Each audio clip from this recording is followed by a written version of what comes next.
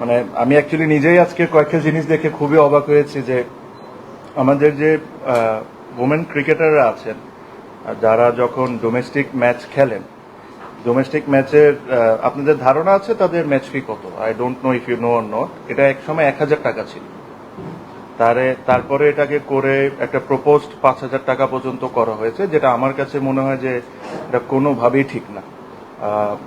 ওনারাও 20 ওভারের ম্যাচ খেলেন, ওনারাও 50 ওভারের ম্যাচ খেলেন, ওনারাও 2 দিন 3 দিনের ম্যাচ খেলেন। টাকা এখনো যে জিনিসটা আজকে আমরা অ্যাপ্রুভ করেছি এটাও আমি বলবো না যে খুব ভালো, but it is much better because সবকিছু ইনক্রিজ করার একটা লিমিটেশনস আছে।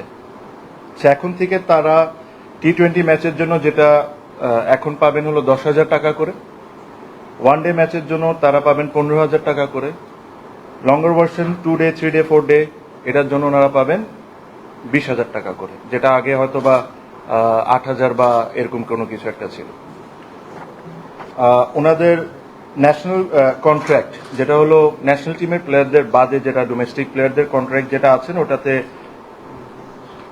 30 to 35 ওমেন ক্রিকেটাররা কন্ট্রাক্টরে আছেন। ওখানে 30,000 টাকা করে তাদের মান্থলি স্যালারি ছিল, এটাকে 40,000 টাকা করে করে দেওয়া হয়েছে। এটাতে একটা জটিলতা ছিল বিকজ ন্যাশনাল কন্ট্রাক্টে তাদের যেটা লোয়েস্ট ক্যাটাগরি ওটা হলো 60,000। সো আমি ডোমেস্টিকটা চাইলেও বাড়াইলেও একটা গ্যাপ তো রাখতে হবে ডোমেস্টিকের সাথে ন্যাশনাল কন্ট্রাক্ট। তো এই কারণে হয়তো বা আমরা যতটুকু পেরেছি ইনক্রিজ করার অতটুকু করতে পেরেছি।